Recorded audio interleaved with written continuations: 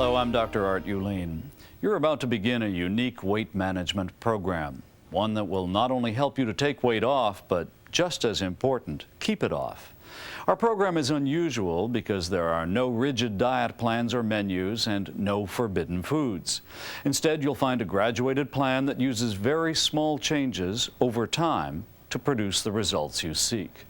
Unlike so many diet plans available today, our program is one you can live with and enjoy for a lifetime. This video contains all 20 reports from the month-long series on Today. Each day's report deals with a specific issue that affects your weight, and each one concludes with some specific assignments for you to follow. For best results, you should watch one report each day, then stop the tape and do the assignments for that day.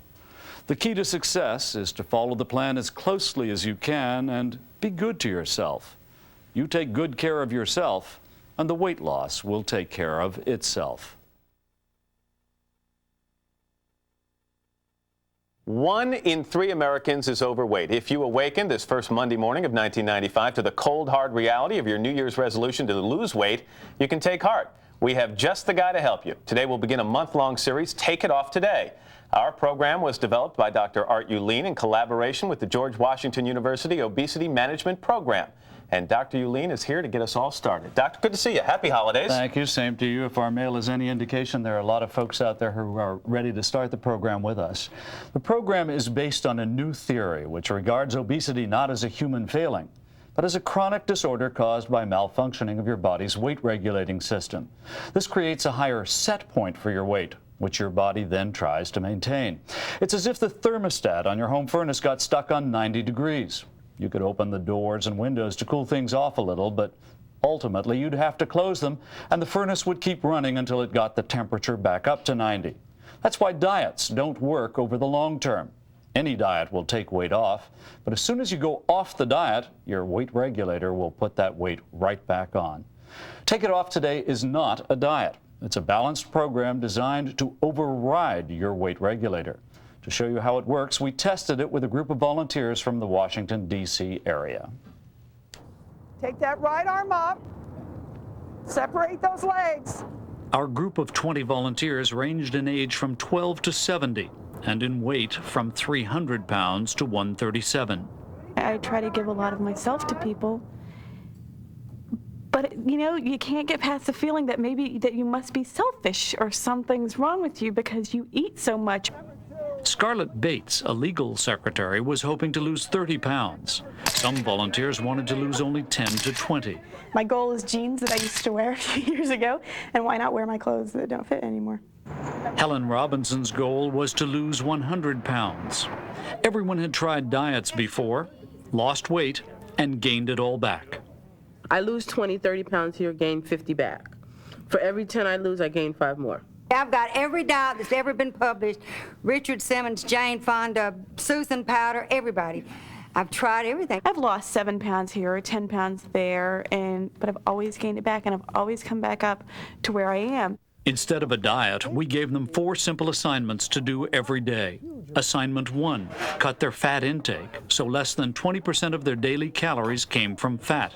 And cut it they did. I am eating a lot less. I get full faster than I ever did before. Assignment number 2, exercise. We told our volunteers to climb stairs every day and to walk 500 feet on the first day, then add 500 feet to that each day until they were walking at least 3 miles every day. They could walk it all at once or divide it into segments of 50 feet each. Either way, they burn the same number of calories. If I don't have some significant activity, at least a mile of a little bit more vigorous walking, I'll have trouble sleeping. Assignment number 3, slow their eating speed so their body has time to recognize it's full before they've overeaten. This proved to be the most difficult assignment for some in the group and the most valuable for others. Assignment 4, monitor and chart their activities every day. If they did that, we said their weight was guaranteed to come down. And come down it did.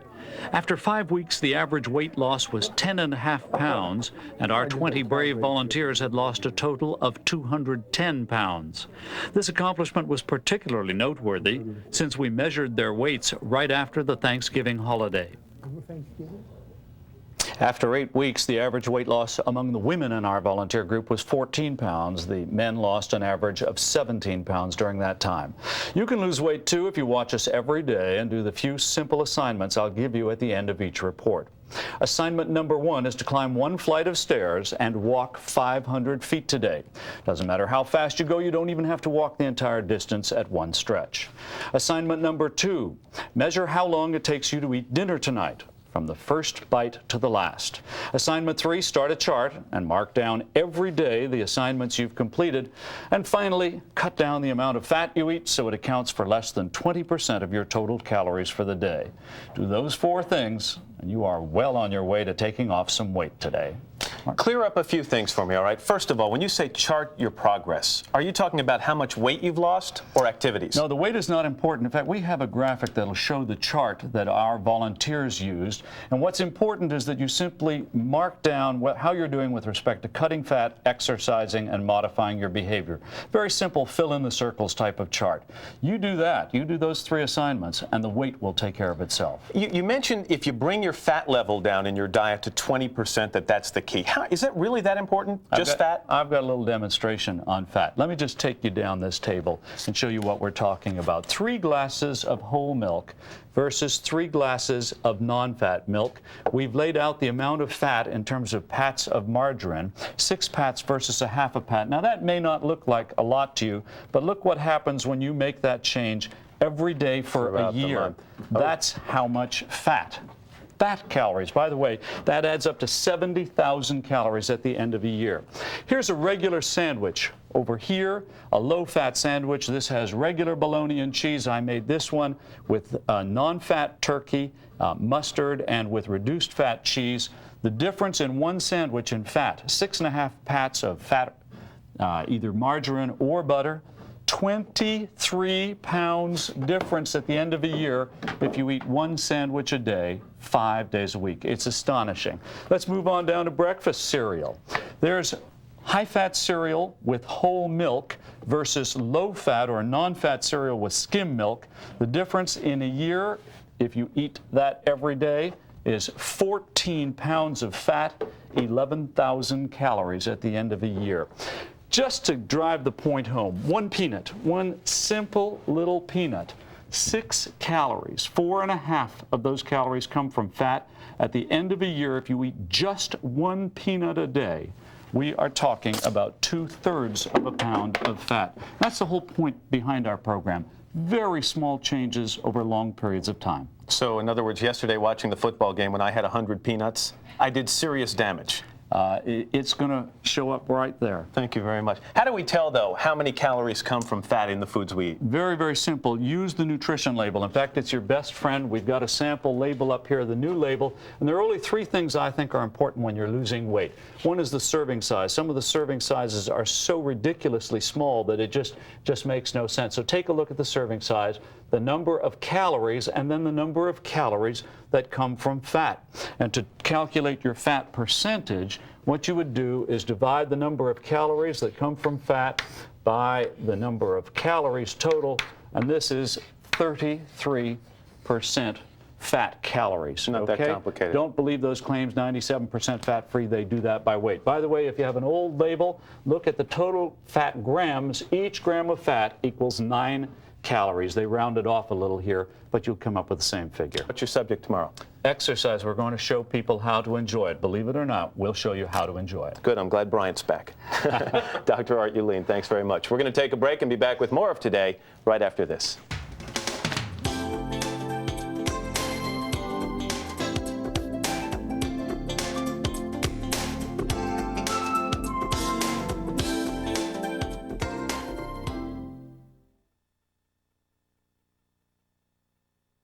Every day this month, we're bringing you a very special fitness series called Take It Off Today with Dr. Art Ulene.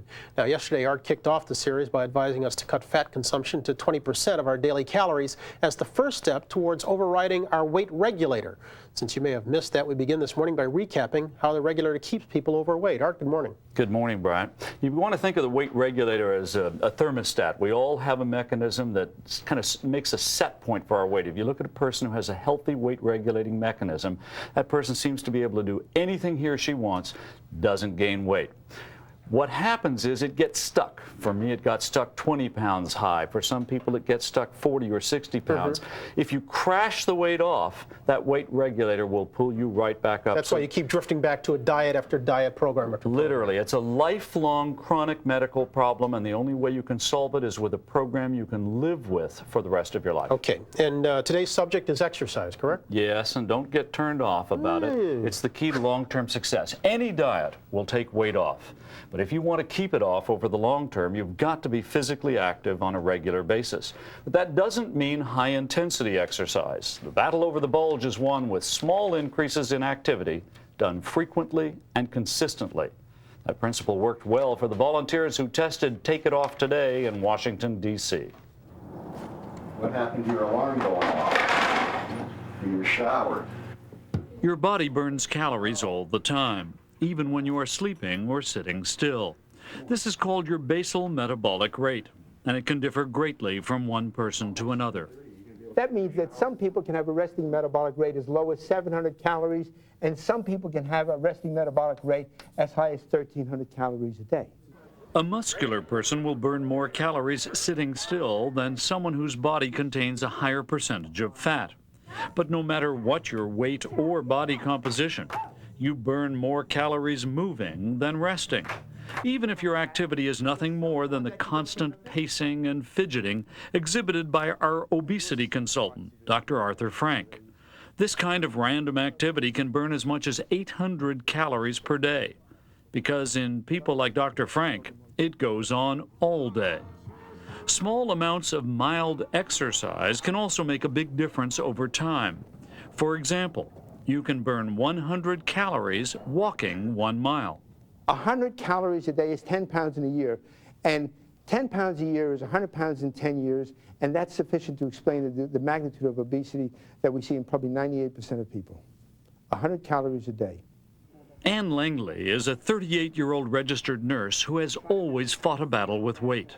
I was a kind of a sedentary child, and I can still remember as a kid my mother going to Hex downtown and saying, "Where's the chubby section?" or something like that, and just, you know, that just awful feeling that you're different, and not different special, but different awful. We told Ann and the rest of our volunteers to start walking, 500 feet the first day, adding 500 feet each day until they were walking at least 3 miles every day. To Ann's surprise, exercise turned out to be one of the most enjoyable parts of the program. I make the time for it. This morning, I even ran a couple of blocks, and I laughed, and I thought, well, you know, this isn't so bad. Maybe I'll be a runner after all. I was thrilled. Ann has now lost 5% of her entire body weight. The key behavior change she made was daily exercise, and you can do that too. Let me show you how much weight loss exercise can produce over the long term. Back to our famous little margarine or butter pats, and from a caloric point of view, it's the same. If you walk 1,000 feet a day, every day for a year, you'll burn 2 pounds in a year. Climb 4 flights of stairs, up and down, every day for a year, 3 pounds. Climb them, don't run them. Just climb. Slowly. It doesn't matter how fast you go. Distance is what counts when you're talking about weight loss. And here's what happens if you walk 3 miles a day, every day for a year. The interesting part about it, by the way, is, at least in my case, and many other people report this kind of activity will reduce your appetite as well. Art, for years we were told we had to do exercise vigorously enough to get our heart rate up for 20 minutes and sustain it there.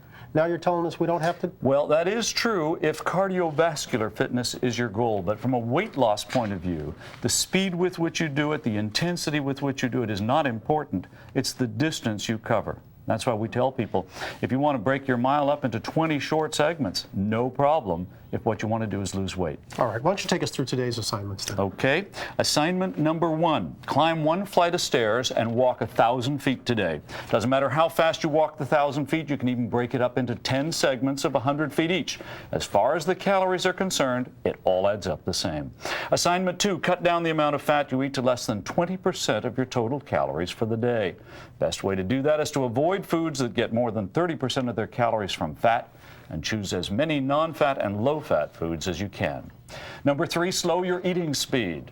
And finally, keep a chart and mark down every day the assignments you've completed.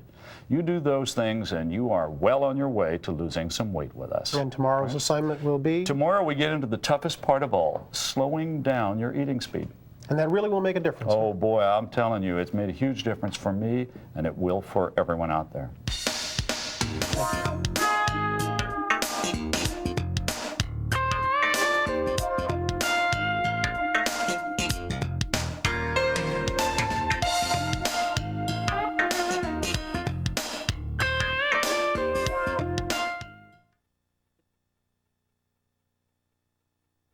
To continue our special Take It Off Today fitness series, Dr. Art Ulene has traveled with us to Washington to explain a certain kind of behavior that everyone needs to modify. Hi, Art. Good morning. Good morning, Kitty. We're talking about eating speed.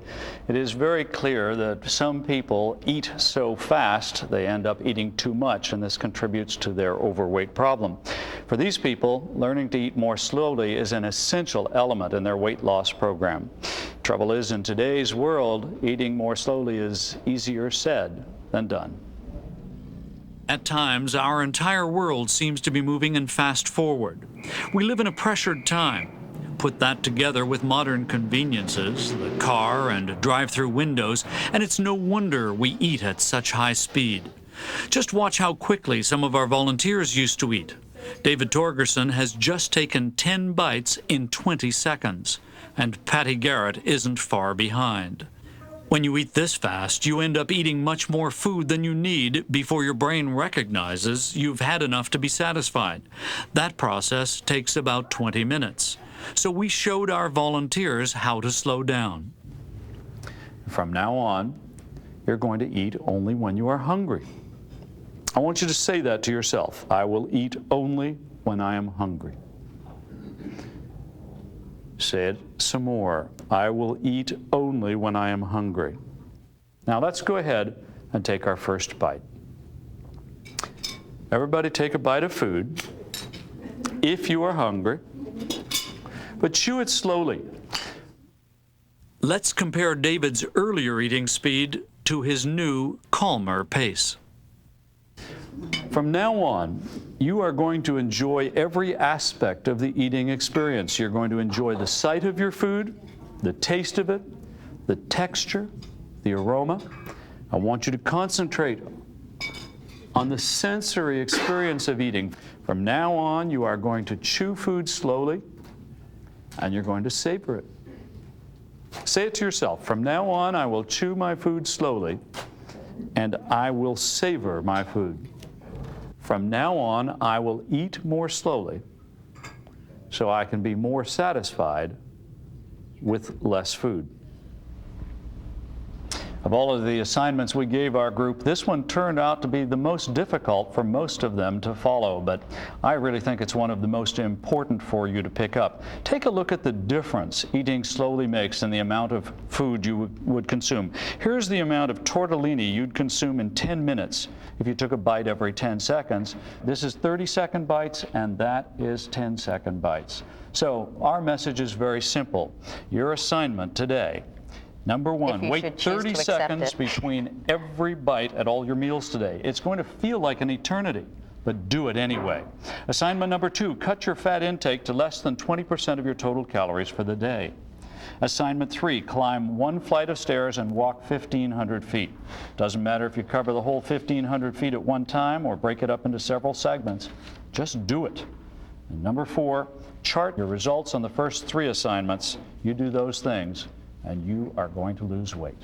Katie? Art, why is it so difficult for people to slow down when they eat? Probably several reasons. For number one, it's a lifelong habit. We've trained ourselves to eat fast. We're in crazy schedules. We're pressured, we're busy, and there may even be a genetic or hereditary component to this. Some people literally may be programmed to eat fast. Really? Well, how do you fight that genetic predisposition then? The genetic predisposition you fight by conditioning yourself, by forcing yourself to spend the 30 seconds, and it'll feel like forever, but after a month of eating this way, you really can get into that pattern. Of course, a lot of people have the same problem I do, which is they eat on the run, as you just mentioned. You know, you grab a hot dog, you don't even sit down.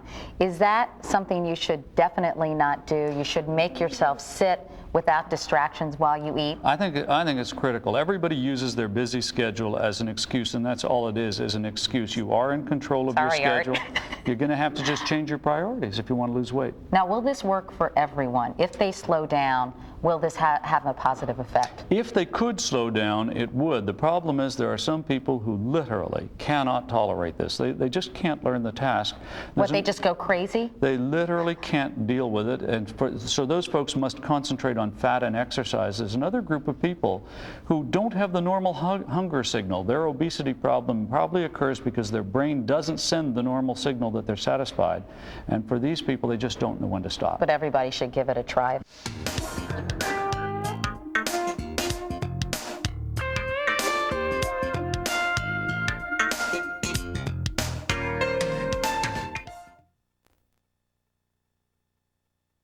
This is day 4 of Take It Off Today, our special month-long fitness series. This morning, Dr. Art Uline turns his attention to food shopping with some advice you can use the next time you go to the market. Art, good morning. Good morning, Brian. And my advice is very simple, and that is that you don't want to bring high-fat foods home from the market. Cutting down on dietary fat is one of the most important things you can do if you want to lose weight quickly and safely and keep it off. Place to start is in the supermarket because can't eat high-fat foods at home if you don't buy them. To show you how important it is to cut fat, we've set up a little demonstration here. Now, I want to make 2 points with this corner of the table. One is numbers can be deceiving. 2% milk, that sounds pretty low in fat, doesn't it? Right. 1% sounds really low in fat, right? Yeah. Well, if we look at the glasses of milk out here, here's how much fat is actually in each glass of 2% milk. Wow. You've got about 40 calories worth of fat. You've got about 20 calories worth of fat here. There's even a trace of fat in non-fat or skim milk. Now, that's not too terrible on the surface, but here's what happens when you add the effective time. You remember what Everett Dirksen said? Billion here, billion there. Pretty soon it adds up to serious money. Well, 40 calories every single day. Here's what would happen if you had 2 glasses of 2% milk every day. That's how much fat you'd be consuming. You'd be consuming 9 pounds of fat in a year. Okay? So what do you say? Go for the skim milk? I say go for the skim milk. Now, if you have trouble, just do it gradually. Move from the whole to the 2% for a month to the 1%, then to the skim. Okay. Now over here, my message is names can be deceiving. Numbers can be deceiving. Names can be deceiving. If you wanted to cut the fat in a Frankfurter, would you buy turkey franks or beef franks? Turkey.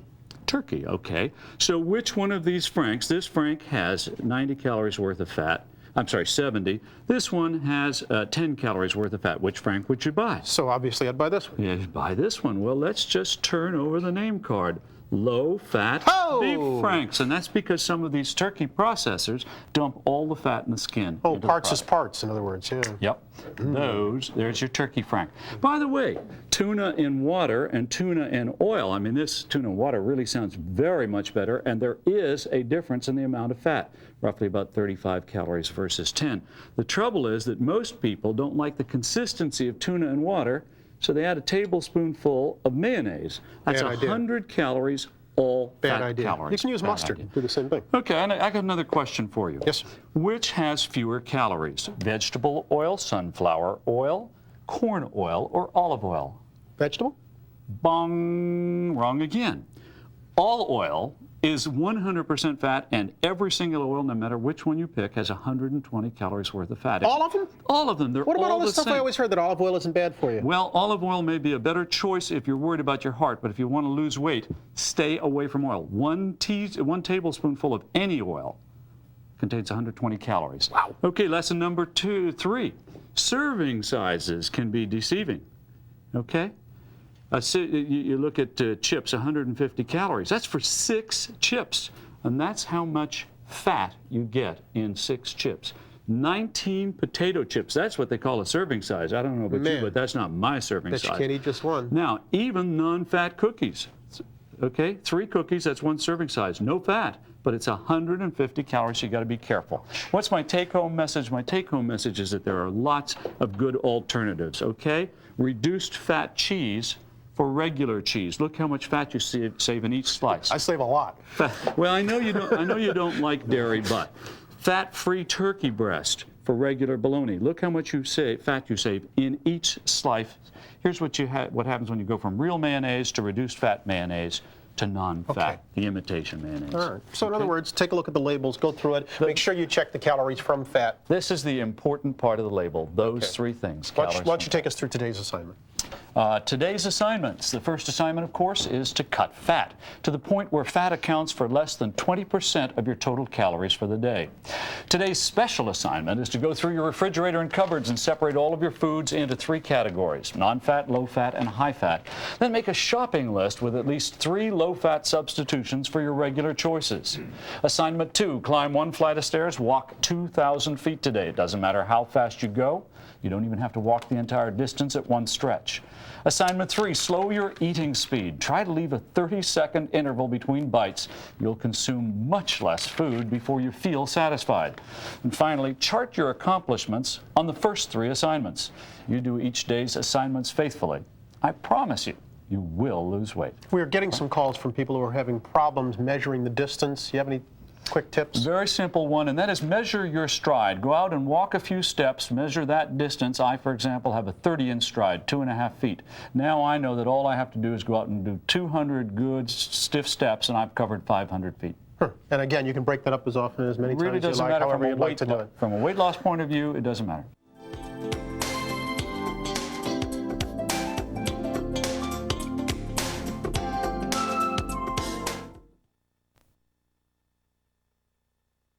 This morning, more of our special month-long series on weight loss called Take It Off Today. Dr. Art Ulene is here to tell us all about reactive eating. Hi, Art. You're looking at a reactive eater, Kate. Reactive eating is the term we use when you eat for psychological reasons or to satisfy an emotional need rather than to satisfy true hunger. Eating is part of an emotional problem, because one morning at work I got very distressed or disgusted over something that happened in my office, and I promptly walked across to the Hart building and bought me a bag of pistachios, Doritos, potato chips, and pretzels, and ate them all at that one sitting at the same time, with a Diet Coke to wash it down. Let's not forget that. Do you remember what you were feeling before you went to do that? Angry. Very upset and angry. I never knew I was really angry. I just overate a lot. If you're aware of feeling hurt pretty easily, that I can identify. Then sometimes the way to get to the anger from the hurt is to say, okay, I'm feeling hurt.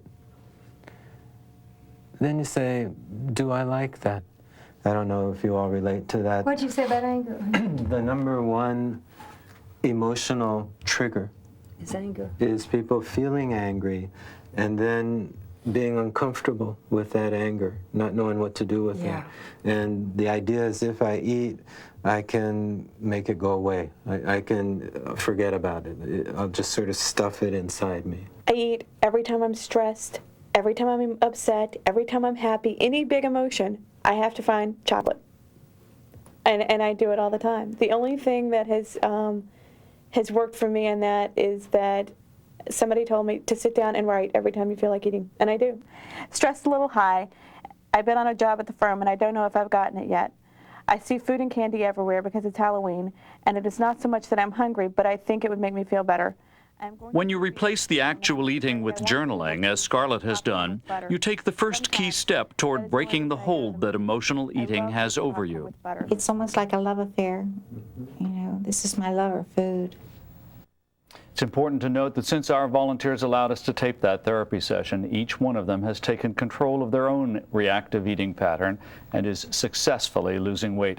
I also want to point out that when emotional hunger is triggering your eating, No amount of food will ever be enough to satisfy you. Which is a good point to remember, Art. You have a quick quiz that will help people determine if they're reactive eaters. What questions should they ask themselves? We've got a few questions that you can ask yourself right now.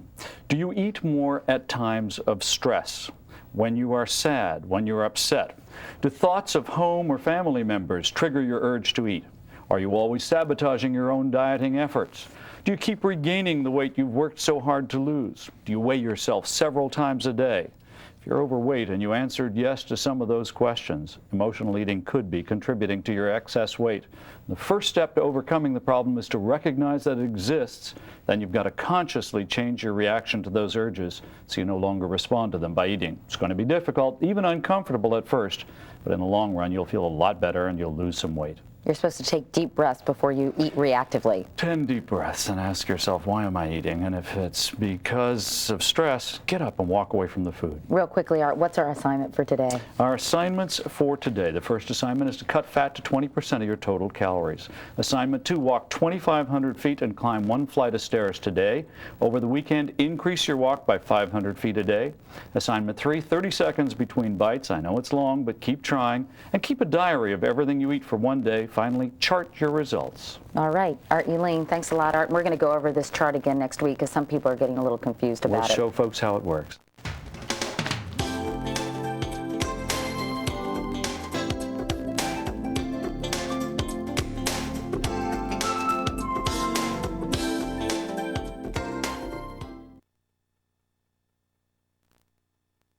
This morning we begin week 2 of our special month-long weight loss series called Take It Off Today. Our program was developed by Dr. Art Ulene in collaboration with the George Washington University Obesity Management Program.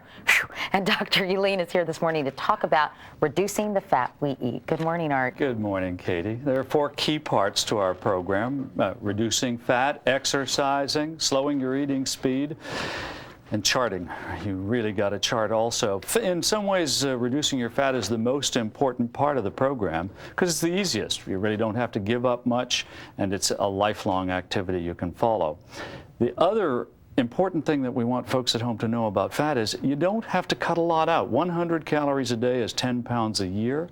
That's 100 pounds in 10 years, and we've got just the lady here to show us how to do it. In fact, you don't have to sacrifice taste necessarily when you're cutting out fat. In fact, Marion Burroughs, food columnist for the New York Times, is here to show us how you can cut out fat in the food you're cooking at home. Marion, good morning. And have it still taste good. Yeah, absolutely. What is the most important thing to remember when you're trying to reduce the fat in your diet?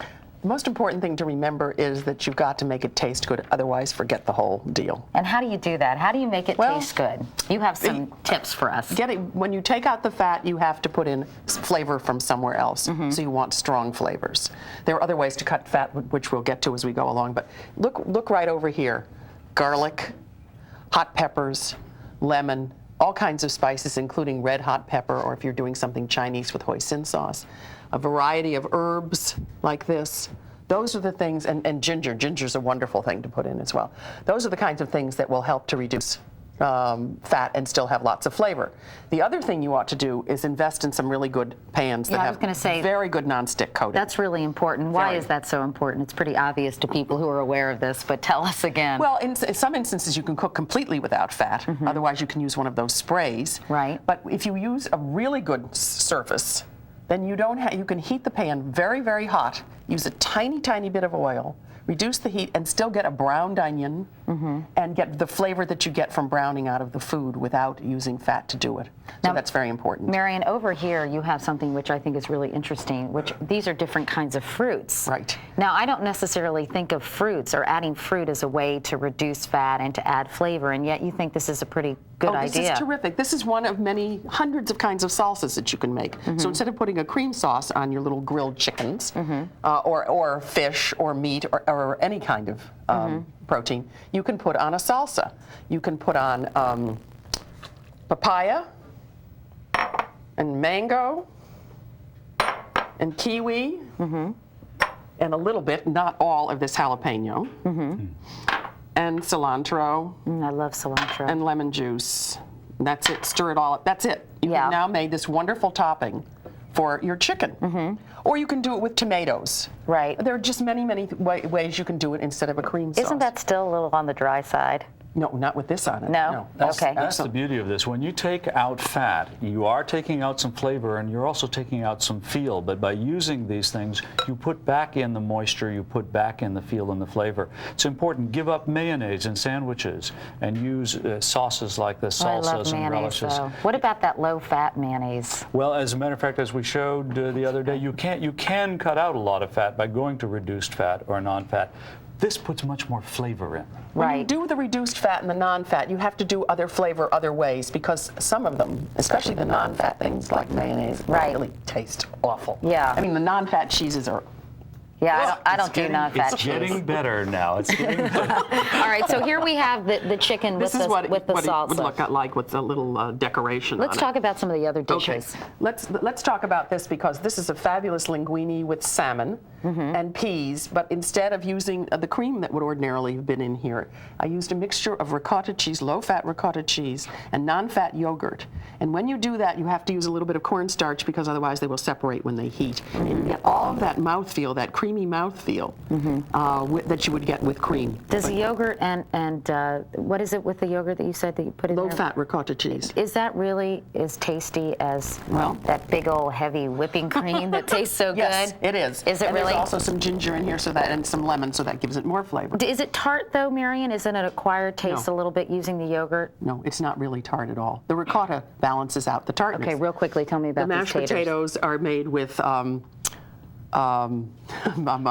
yogurt and buttermilk. And garlic. And lots of garlic that you boil in with the mashed potatoes. And I don't even peel the potatoes. I use the little red potatoes, and then you put them through the Foley food mill, or you put them in a food processor, and you end up with very creamy potatoes. I served them at Thanksgiving. Everybody ate them all up. There were none left. Marion, thank you so much for the tips. We're out of time, unfortunately. And Art, can you find cookbooks that help you with this? A lot of good cookbooks. Actually, we're going to show you 3, but there are many others in the store. When you go to buy your cookbook, just make sure you check the total caloric content in the recipes when you're picking a book for yourself.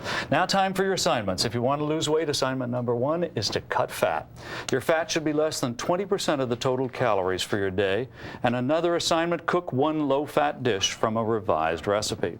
Assignment number 2, walk 4,000 feet and climb 2 flights of stairs. Yes, I said 2 flights. It's our second week, so today we add a second flight. Assignment 3, wait 30 seconds between bites of food. Assignment 4, keep a chart and mark down every day the assignments you've completed. Tomorrow we're going to talk about how you can get all of the benefits of exercise without exercising. Ooh. Sounds like my kind of segment. Art Ulene, thanks. Marion Burroughs, thank you so much for showing us all these tasty recipes. I hope you will try them. I'm going to. I might try them in a few minutes, actually.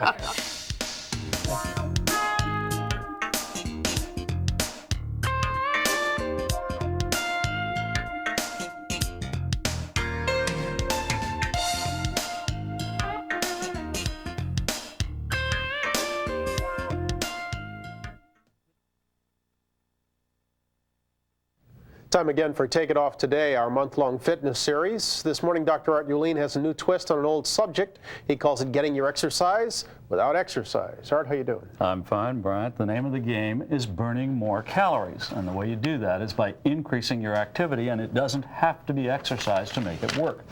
Any kind of functional activity will do it. For example, I burn about 1.5 calories per minute at rest.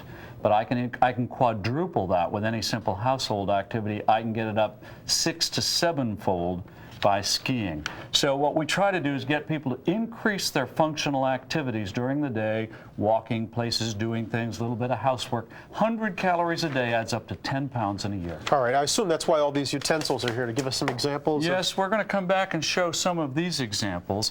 But first, I just want to show how this works with our volunteers. Some people say, you know, 10 pounds a year, that's not enough, but 10 pounds a year with functional activity, 10 pounds a year cutting fat, 10 pounds a year slowing down and leaving some food on the table. Let me show you how our volunteers are doing right now, so you'll get a sense. We've had 4 people lose 5 pounds. This is in 10 weeks. 3 people lose 6 to 10 pounds, 4 people lose 10 to 15, 4 lose between 16 and 20 pounds.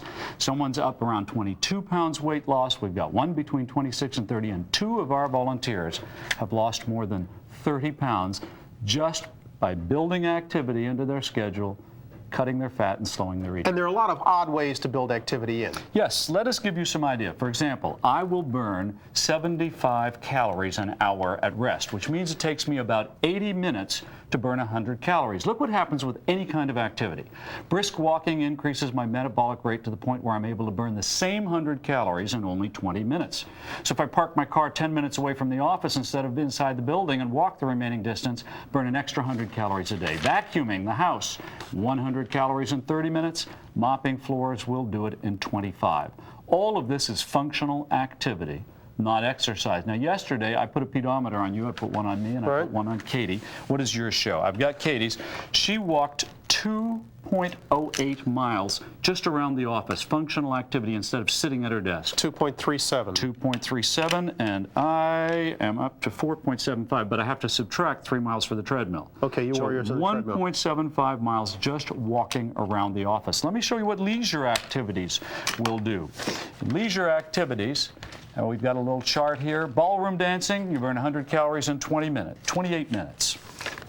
Playing baseball, 21 minutes. Square dancing, 13 minutes, and this is why I ski. Show them skiing.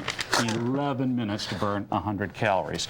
Here, let me show you some functional activities around the house, okay? Sweeping, you'll burn 100 calories in 30 minutes. 100 calories in 30 minutes if you just sweep around the house. Gardening, 100 calories in 20 minutes. Chopping wood, 100 calories in 13 minutes. And shoveling snow, we'll do it in 12 minutes. And I gotta warn you, do not, if you're not in great physical condition, do not try chopping wood or shoveling snow or any other vigorous activity as a way to lose weight. In fact, I do hope that people, before they make dramatic changes in their activity schedule, will check with your own physician about this. And you don't want to give your snow shovel a line. Does everyone, that'll remain between you and me, does everyone lose the same amount of calories if we do the same activities? No. In other words, if you and I both go shovel snow, we lose the same amount of calories? No, heavy people burn more calories for the same activity than light people. You burn 20% more than I do, and I burn 20% more than Katie does, in fact. And muscular people burn more than fat people. So you take 270 pounders, the muscular one will burn more calories, even just sitting still, than the one who has a higher percentage of body fat. But the muscular person will reflect less of a weight loss, correct? Probably so, that's correct. Because the muscle is denser than fat. Yeah, well, that's correct. More dense. That's correct. However, our goal is to build muscle mass and to take away the fat. And what that does, it leaves you more efficient. So even at rest, you will burn more calories. If you do any of these activities, can you shorten the walking assignment that you've given everyone? In our program, what we say is our goal is to increase your total expenditure, caloric burn for the day. So if you're going to do housework and you want to credit that, but only if you do more housework than usual. Okay. Only if you add more activities than usual. So quickly, let's go on over today's assignment. Okay, terrific. Your exercise assignment is to walk 4,500 feet and climb 2 flights of stairs. Assignment number 2, cut your fat intake so it accounts for less than 20% of your total calories today. Number 3, slow your eating pace. Leave 30 seconds between bites. And number 4, chart your results on the first 3 assignments. You do all of those assignments every day. You're not only going to lose weight. This time, you're going to keep it off. Okay. And tomorrow we're going to talk about? We're going to talk about lapses. What do you do and how do you get back on the wagon? Okay. All right, Art. Thanks so very much. I'll wear this again today.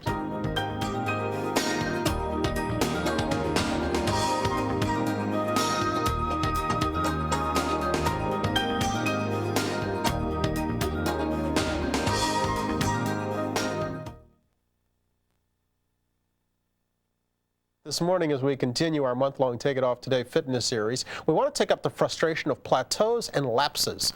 Though both are all too familiar to anyone who's tried to lose weight, Dr. Art Ulene says there are ways to deal with them. Art, good morning. Good morning, Bryant. Frustration is just the start of the problem. Lapses and plateaus are 2 of the most common reasons people give up on their weight loss programs. We say you have plateaued when you stop losing weight even though you're doing everything you should be doing. We call it a lapse when you actually stop following your weight loss plan. The lapse itself is not the problem. It's how you handle that lapse. 59-year-old John Erickson was an enthusiastic volunteer from the beginning. He even completed our 1-mile walk in spite of a bad back. John started the program at a weight of 237.5 pounds. By November 13th, 22 days later, he had lost 7.5 pounds. Then the trouble began. I bought an entire Oregon Farms carrot cake, and I ate at least that much over half, and then I ate another 3/8 of the remaining half because I was very angry and frustrated and depressed, and I was sick and tired of doing all the good things. So I ate the cake. John reacted to the lapse by becoming very angry at himself. After a while, you know, you drop the guard, and the next thing you know, you're back eating it again, and you just, yeah. And I guess that's depressing. Unfortunately, John let that anger turn a temporary lapse into a total collapse. By November 18th, 5 days later, he'd gained back almost all of the weight he had lost. Compare John's reaction with that of 32-year-old Helen Robinson. Helen and her husband Keith work a total of 4 jobs supporting their family. Early in our program, Helen lapsed back into her old eating pattern. I got very distressed or disgusted over something that happened in my office, and I promptly walked across to the Hart building and bought me a bag of pistachios, Doritos, potato chips and pretzels, and ate them all at that one sitting at the same time. But Helen got back on her weight loss plan immediately. As a result, she kept her brief lapse from causing her to regain any of the weight she had lost.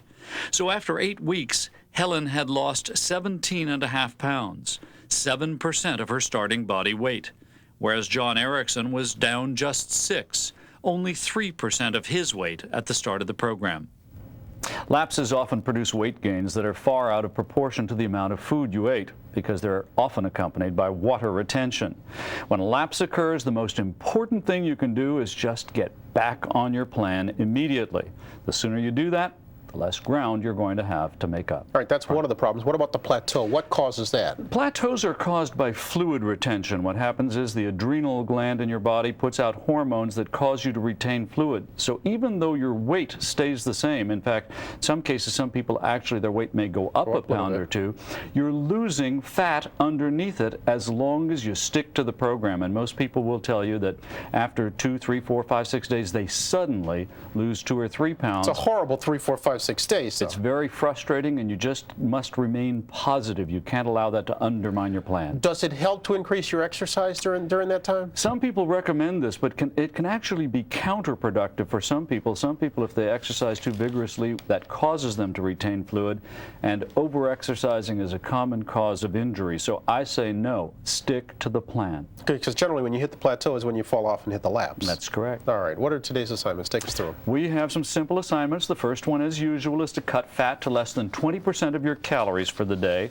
Avoid foods that are over 30% and increase your intake of non-fat and low-fat foods. Assignment 2, walk 5,000 feet. If you want to, break it up into 50 segments of 100 feet each. That burns the same number of calories. Also climb 2 flights of stairs. Assignment 3, slow your eating speed. Wait 30 seconds between bites of food. It's hard, I know. And number 4, chart your results on the first 3 assignments. Do that every day, and I promise you will lose weight. Let's talk about this, because some people we've heard are confused about making a chart. Very simple chart. This is actually a blow-up of the same chart that we used for the people, the volunteers on our weight loss plan.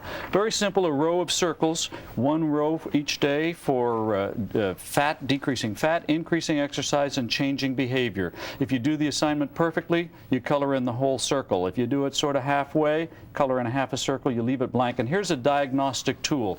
This shows us a person who does things perfectly on weekends and is having trouble during the week. Real quick, tomorrow's subject is? Eating out without wiping out.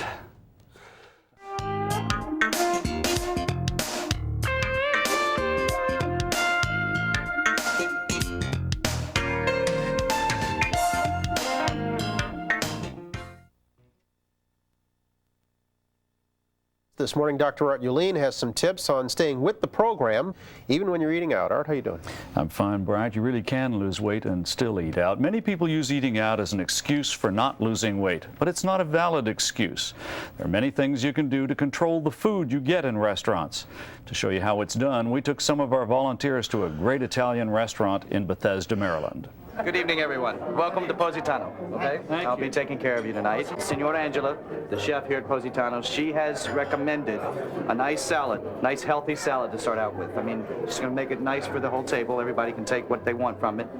Olive oil, vinegar on the side, and it's up to you, but that is her suggestion. And then, of course, she ordered from the main course from the menu. So, is that all right? Good. Fine. We'll read our menus. Sure. You can control the amount of fat you take. We're not saying you shouldn't have any olive oil in your salad. But what you want to do is protect yourself against that salad being drowned in olive oil. And that's the beauty of asserting yourself. Here's what I need, can you help me? Buonasera, everybody. Buonasera. And welcome to Positano Restaurant in Bethesda. My name is Angela Traitino. With my husband, we are the owner. We'd like to talk a little bit about the dishes that everybody ordered and find out what some of the ingredients are that maybe aren't apparent on the menu. Could we just go around and talk about each of the dishes? Sure. What did you order? I ordered the sea scallops and marinara. Marinara, okay. Our marinara sauce has no butter in there. It's just olive oil, sauté with garlic, fresh parsley. If you don't want olive oil, we cook it without oil and anything. That's So what I like. you don't want only oil. No problem at all. Great. One of the behavior modification tricks is to cut your normal size bite and then to cut it in half again so that you have to slow yourself down. Another trick, by the way, and this is a very effective one that will help you with the pacing, is to put your fork down after every bite. Literally put it on your plate. This is the fresh clam for the lady. She said no oil, no honey. Only it's just wine and water. It's beautiful, delicioso. This is the filet of tomato with no olive oil, no nothing. Just we put a little spices around. A little oregano. Ooh, look at this. By the way, one trick that you can do in a restaurant, particularly a restaurant that serves large portions, and these are very generous portions, is ask them to cook the entire portion. If you don't want to share with someone, divide it in half, keep half in the kitchen and put it in a container to take home, and serve the other half here. Then you've got a wonderful lunch or dinner the next day, and you've saved half of the fat and calories.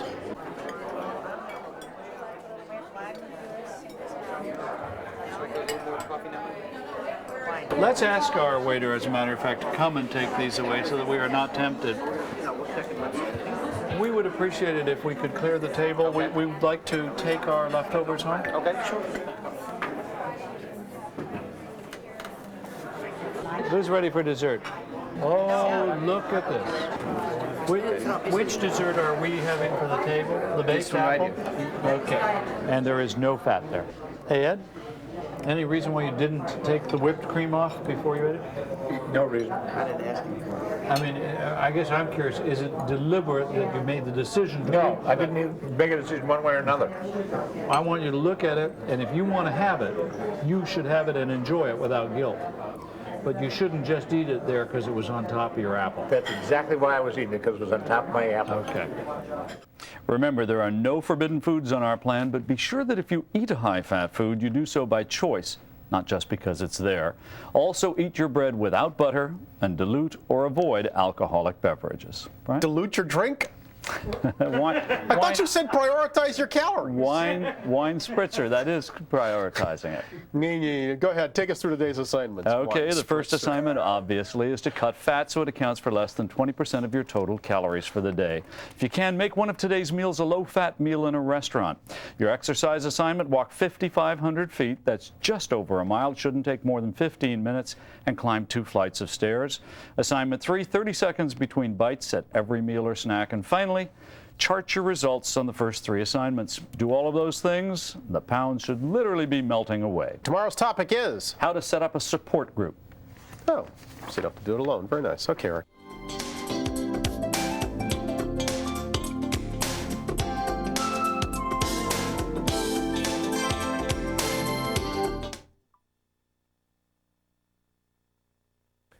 As we continue our weight loss series, Take It Off Today, Dr. Art Ulene this morning wants to talk about support. Art, good morning. Good morning. It's an essential part of our program, Matt. Studies have shown that people with a solid support system do better in their attempts to lose weight than those without such backing. Let me show you how a good support system looks and feels.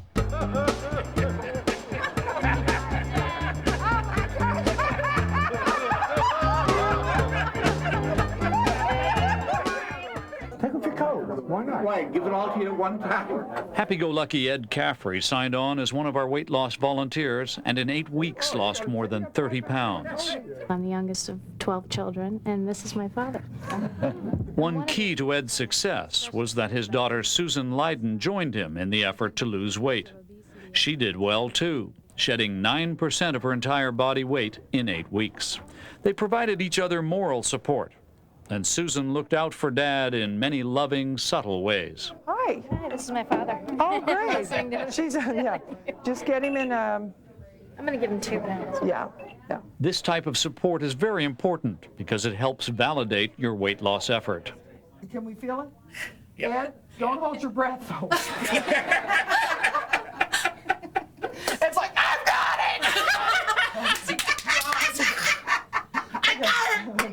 it! Ed and Susan are part of a big family, most of whose gatherings are built around meals. Those meals are lower in fat now, thanks to the lobbying of this father-daughter team. Ed did another smart thing. He invited his friend Jeff Mitchell to join him in losing weight. Jeff owns his own ad agency in Washington, D.C., and the two men supported each other's vow to walk more by meeting and walking. Here's a trio that brought their own support system with them when they joined our volunteer group. Together, Art, Carol, and Melissa Dow of Vienna, Virginia, have lost 35 pounds. But not everyone has close and supportive relatives. 30-year-old Scarlett Bates is single, and her parents are dead. So Scarlett has built her own impressive support system. First, she stormed the cafeteria at the law firm where she works, demanding a fat-free entree be offered daily. So what's in the pasta salad today?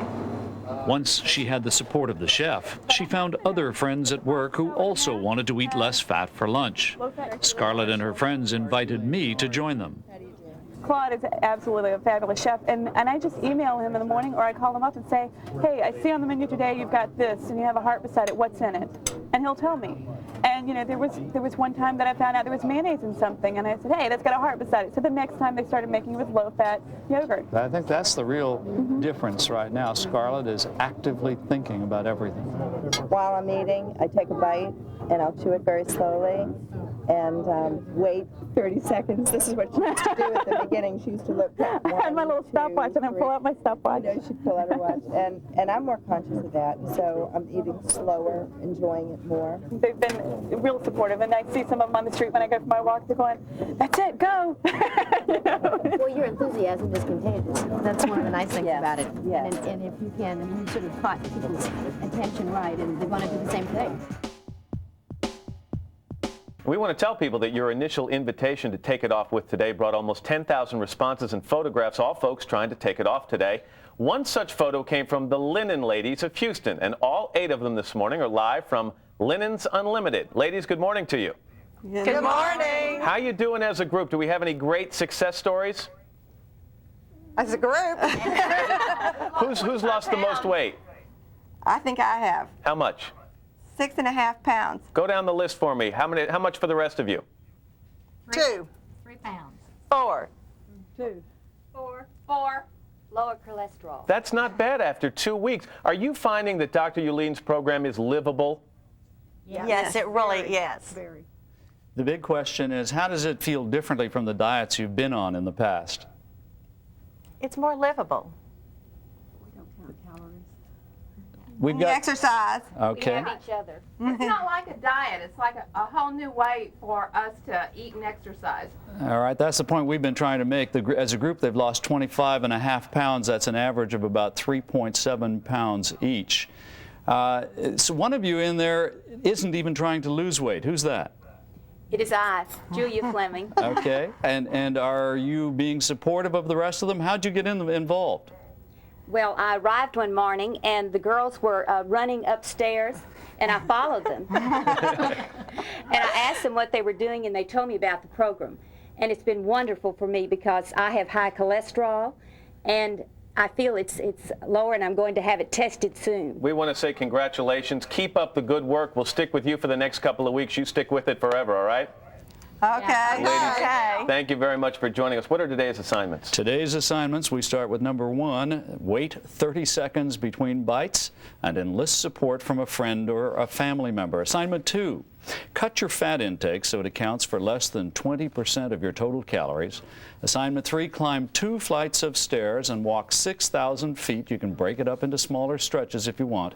Over the weekend, by the way, increase the length of your walks each day by 500 feet. Assignment 4, Chart your results on the first 3 assignments. You really can lose the weight and keep it off if you do those assignments with the rest of us.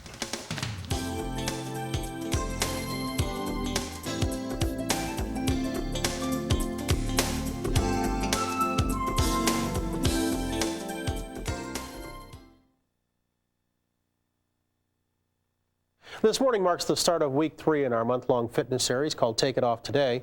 Although the series is guaranteed to help those who follow it take off weight, this morning Dr. Ulene is here to talk about desserts. Now, why does that seem to be going in opposite directions of a diet? I never said anything about taking off desserts, Brian. No.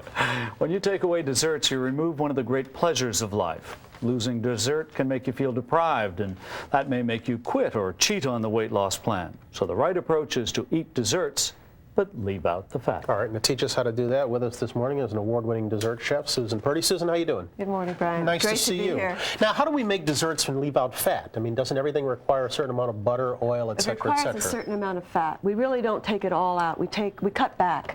These are great tasting desserts that are better for you because there's less fat, there's less of the chocolate and the sweets, but they are still there, because if you take it all out, it isn't worth doing.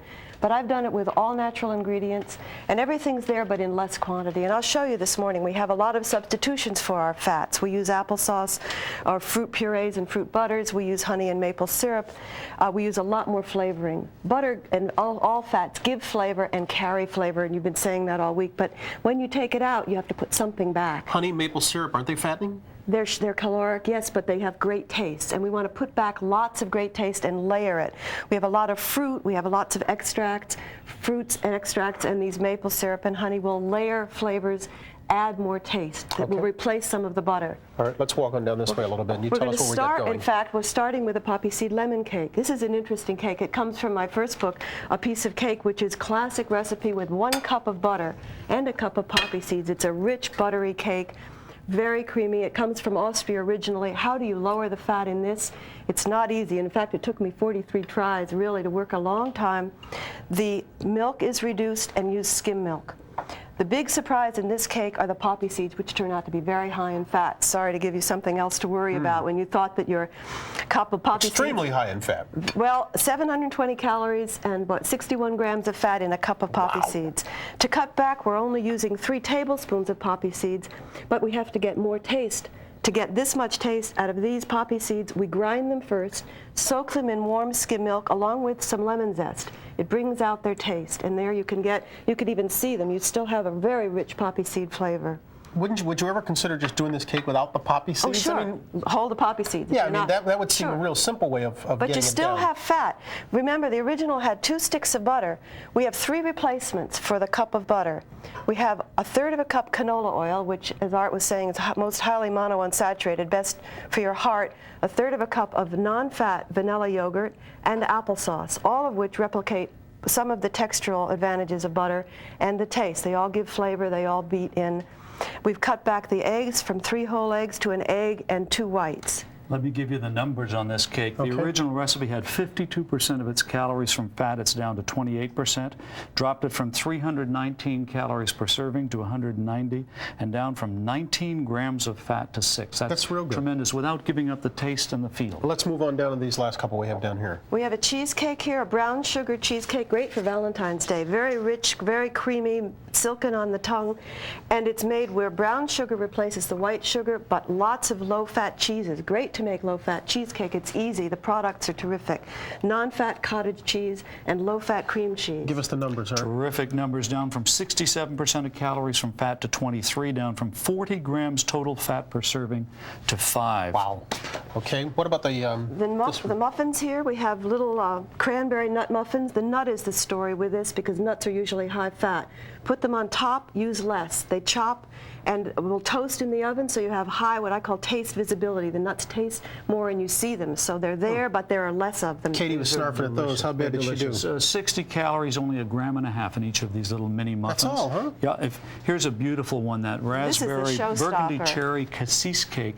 That is down from 31% of the calories down to only 4% of the calories from fat, now down from 343 to 168. We've gotten rid of a cup of heavy cream here, which was in the mousse.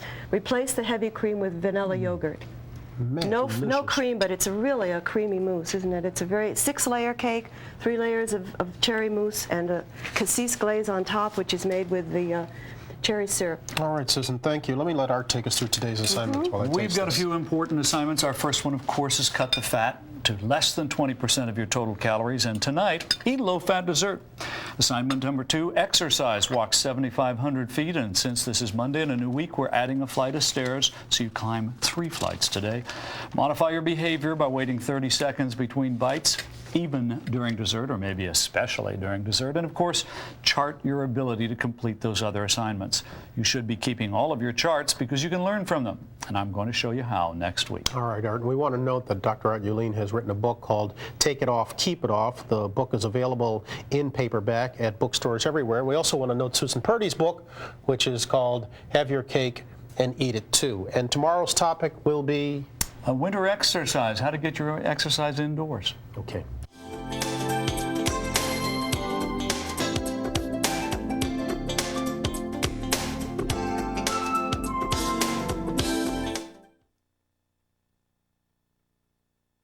Dr. Art Ulene is here to talk about winter workouts. Art, how you doing? I'm fine, Bryant. Winter excuses for a lot of folks.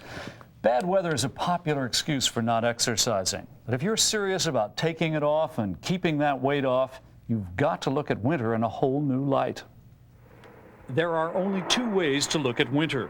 You either hate it or you love it. I could live up here. I got these little bears. If you find the cold exhilarating, you can go mall walking outside, like Carol and Art Dow do every evening.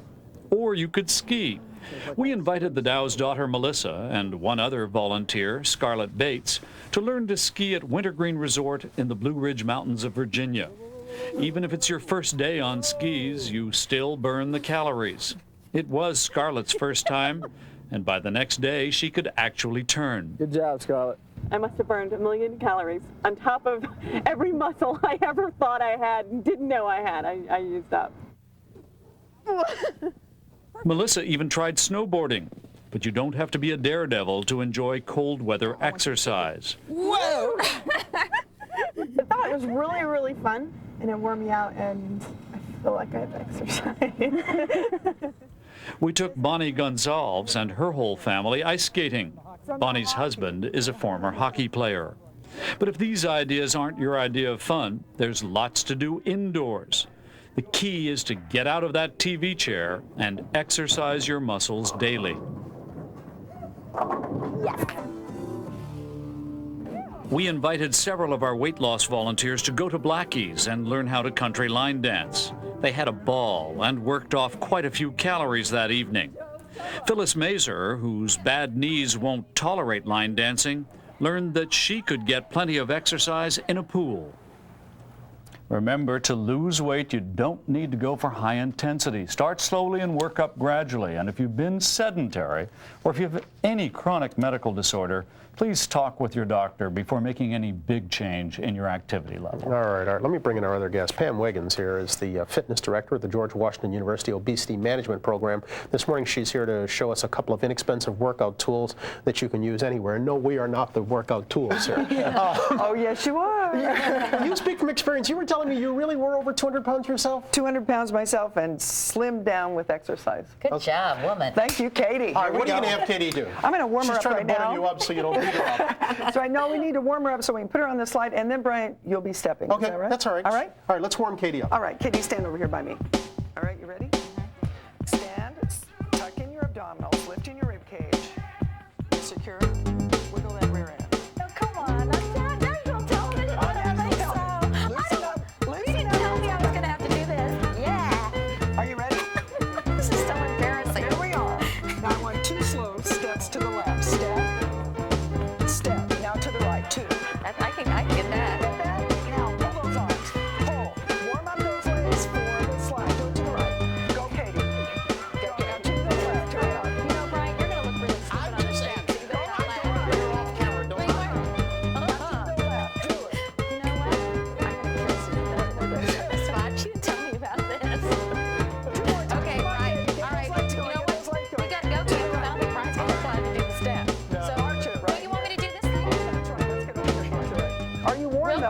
because you know. Are you warm? I'm warm, babe. All I'm right, warm. let me put these on you. These are really attractive booties. They match my sneakers. They match your shoes. Okay. Ay, ay, ay. Now, how much would she burn doing the step? Doing the step? Yeah, I mean doing the slide. About 465 an hour. Wow, but who can do this for an hour? It's so boring. Isn't it boring? Okay, now what do I do? Now bend those knees, bend those hips, and we need a little music. There you go. Oh, very good. Get your toe up on the bumper. Right now he's working those inner and outer thighs. Okay, Brian, get on that step. Okay. He's working those flexors and extensors. Come on, do we get it? Right, look to the left. No, he's holding his shoulder. How do you feel, Katie? I feel great. What's your watch say this time? It says 154.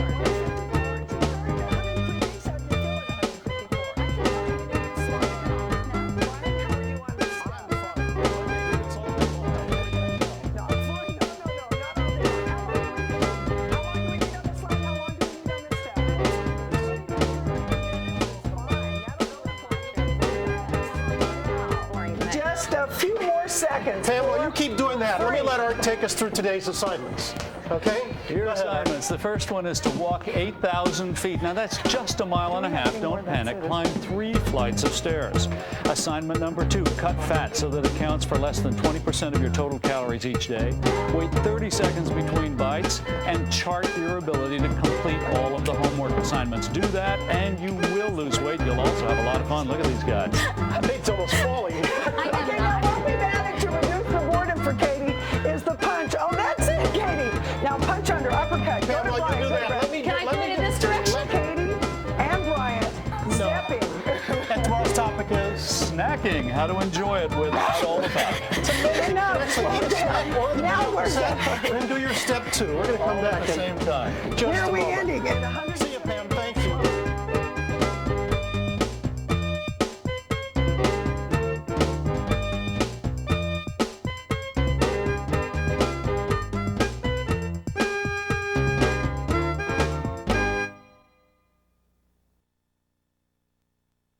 This morning on Take It Off Today, we turn to the worrisome topic of snacking.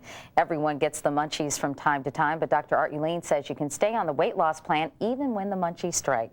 No worries. No worries. You can have your snacks. You know, other plans, diet plans, take the weight off by depriving people of the things they enjoy. And that's unrealistic. You can't live with that the rest of your life.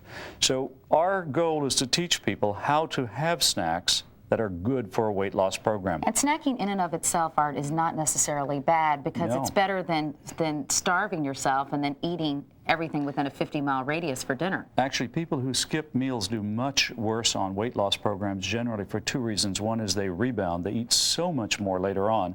And the second reason is that skipping meals appears to decrease your metabolic rate, so you actually burn fewer calories than if you ate 3 meals a day. So on our program, we require you to eat at least 3 meals, and I enjoy snacking. The real key is, how do you snack? Let me show you some examples. This is not exactly making me hungry. Well, this is not breakfast snacking either. All right? All right, tell us what you brought. I want to show you some representative snacks and some substitutions. French fries and baked jicama. Now, it's cooled a little bit, but did you try a piece? I did, and it was tasty. Has an interesting taste and nice consistency. You save 35 fat calories by switching from the fries to the jicama. And that doesn't sound like a lot, but if you did it once a week, you'd save a ½ pound at the end of the year. I want to point out that it's that tiny little portion size that'll save you the ½ pound. Snacking with dips. These chips and the high-fat dip compared to vegetables and any kind of good salsa or non-fat dip. If you did this once a month, you'd save 2/3 of a pound at the end of a year, and that's with a 2 tablespoon portion size. Now, I don't know anyone who eats just 2 tablespoons. So we're talking about saving a few pounds a year by making this simple switch. A great snack, one of my favorites, happens to be tuna fish. Now, most people will tell you what you should do is switch to the water-packed tuna. That tends to feel a little drier. I don't even know anybody who uses the tuna packed in oil anymore. Well, believe it or not, the shelves are loaded with it, and the reason is it has a good feel. The oil gives it a good feel and a good flavor. So what most people do in the interest of health, quotes, is they buy the water pack and then they use mayonnaise. They add 100 calories of mayonnaise, all of them fat calories, and end up with a much higher fat preparation. So switching to the water pack and a relish or a salsa or a taco sauce, I love green taco sauce, saves up to 150 calories per serving. Try it before you knock it. Doesn't sound very good, Art. Now, wait, let me ask you something. What if you use reduced calorie mayonnaise with your water pack tuna? You will save more calories, and that's the kind of thinking we're trying to encourage during this program. You don't have to give up anything. There are no forbidden foods. There are no required menus. There are no rigid plans. And if you want the creamy consistency, you can use things like plain non-fat yogurt or even cottage cheese. Right. By the way, I got a wonderful letter from someone who's already lost 16 pounds on our program. Yes. Wow. She started at 250. She's got a lot to go, but she's on it, making small changes over long periods of time. You can live with that kind of program. Let's look at a sandwich. Most people love sandwiches for snacks. Here's a regular sandwich versus our non-fat variety. We switched from regular bologna and cheese to non-fat turkey breast and non-fat cheese, the sharp cheddar. We switched to a light bread, and by the way, the portion sizes are tricky. When you read how many fat calories there are, with the light bread, a portion size is 2 slices. With the regular bread, it's 1, so you don't think you're getting as much, but you really are picking it up. If you ate sandwiches 3 times a week and switched to our non-fat, the non-fat saves you 15 pounds at the end of a year. It's wow. 150 That's kind of a hefty fat thing calories. for a snack, though, isn't it? Aren't we talking more about a lunch for these? Now you're talking the way I like. Cut it in half, put half in the refrigerator, and save it for the next day. And can't you just go without the non-fat cheese altogether? I mean, shouldn't you try to kind of get away from that? Or no, that's probably against your philosophy, isn't it? It depends on whether you like the cheese or not. Don't deprive yourself, because then you'll end up going off the plan. Okay, soup is a terrific snack. Switch to a non-fat soup. It saves 50 fat calories. You do that once a week, 2/3 of a pound in a year. Non-fat yogurt saves 45 fat calories. There's another 2 pounds, another 2/3 of a pound if you do it once a week. Here are my favorite snacks. I love shredded, now, come on. Shredded cabbage and balsamic vinegar. Yum. Gosh, you know, I have a hankering for that about here now. is the Art Ulene taco. You put an eggplant in the oven, 45 minutes, 450 degrees, really mash it up well, spice it to taste with pepper and garlic salt. Want to try it? Maybe a little later. It looks good, though. Okay, so what are sort of the snacking tips for people in general? Some very simple snacking tips. Number 1, never snack while doing something else. Number 2, snack at the dining table. Get up, don't do it in front of television. Number 3, store your snacks out of sight so they don't tempt you. Number 4, serve only 1 portion. Leave the rest in the kitchen. All right, and what is today's assignment? Our assignments for today. The first assignment, substitute a low-fat snack for one you would normally have eaten and cut the fat so that it counts for less than 20% of your daily calories. Walk 8,500 feet, it's only 1.5 miles, and climb 3 flights of stairs. Wait 30 seconds between bites and chart your results. You do all of that, I promise you, you will lose weight, okay? All right. Dr. Art Ulene, thank you very much, and save some of that red cabbage for you, will you? You're going to learn to love it.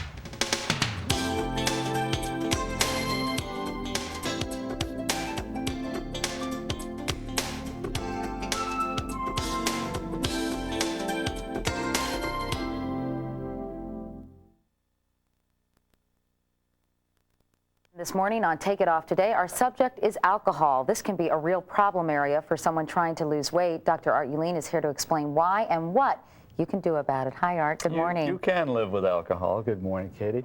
There are 2 problems with alcohol. The first is the caloric content of the drink itself.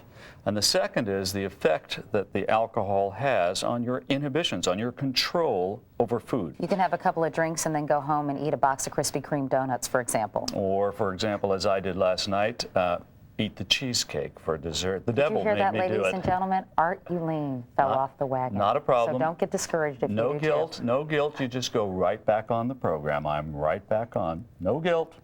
Keep saying that. No guilt. No guilt. Okay. Let's start with the drinks themselves.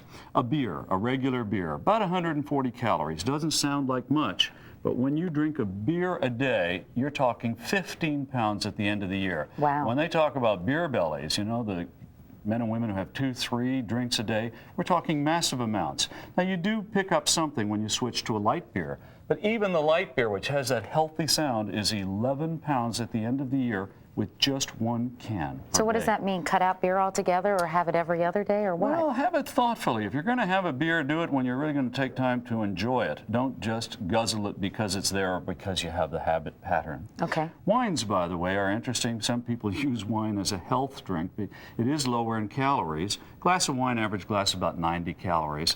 But at the end of a year, red or white wine, if you have 1 glass a day, will add 9 pounds to you. We need to point out that sherry and port have much higher in calories, 18 pounds at the end of the year. Favorite mixed drinks, right? We've got a gin martini. If you had 1 of those a day for a year, you'd put on 7 pounds. 1 of these, we've got a Bloody Mary. What do we have here? But you look so elegant in the process, wouldn't you, Art? Gaining 7 pounds. You won't gain anything if you just hold it. That's a good point. You want to look good at a party? Hold a drink all night long. 17 pounds for a Bloody Mary, a gin and tonic, or a margarita. We really get up into the high calorie zone with a banana daiquiri. You're talking 17 pounds, I'm sorry, 24 pounds if you had 1 of these every day. Wow. 24 pounds at the end of the year. 27 pounds, the grand prize winner, the pina colada. Ooh, which I love, but only occasionally. Occasionally, it's not going to really do the damage. Tell us quickly about this delicious looking food. Well, we're just trying to illustrate that. Here's a typical TV dinner. If you stay away from the alcohol, you're in full control, your inhibitions are working, you leave half on the plate. It's not that good. You know, a couple beers, 2, 3 wines, and that's what your plate looks like at the end.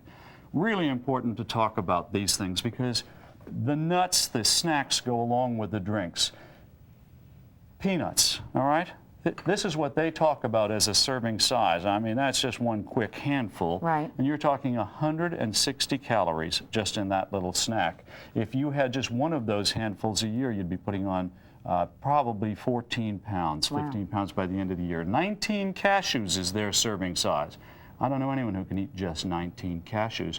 You pick up a lot with pretzels, you'd gain 11 pounds at the end of the year. I thought pretzels were a good snack. Had 1 little handful. Well, there's no fat in pretzels, but they're very dense. They're high in calories. Real quickly, Art, how can people live with alcohol? For example, with the wine, if people like an occasional glass of wine, what do you recommend, a wine spritzer? No, if you want a really good wine, go ahead and pick a nice wine, sip it slowly, enjoy it, and remember that when you get the 2nd or 3rd glass, you might as well be drinking water. You're not tasting it anyway. All right, and in terms of mixed drinks?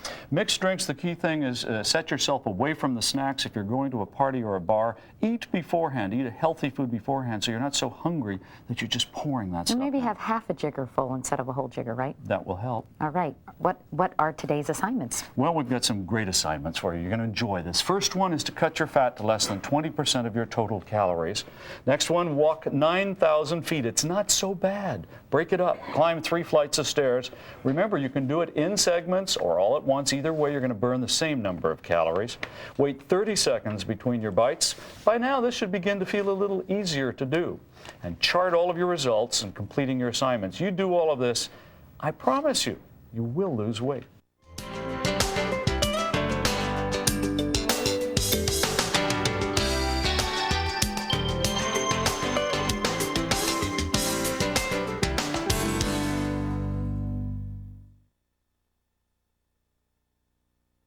This morning, our Take It Off Today topic is self-esteem. Many people measure their self-worth on the bathroom scale. For advice on how to deal with this problem, we turn once again to Dr. Art Ulene. A really serious topic this morning, right, Art? It's a terrible problem, in some cases more serious than the weight problem that people have. The best way to show you how serious this problem is to share some of our mail with you. We've received nearly 10,000 letters from people who want to lose weight with us. You may recall we asked you to send us your before photos, and most of you did. But many photos were accompanied by comments like this one from a woman in California who wrote, "I have enclosed a picture, but usually I do my best to hide my body when pictures are being taken." We received about 2,000 letters without photos. Many of those letters were like this one from a Pennsylvania woman who said, "I don't have a picture of myself since I hate to have my picture taken."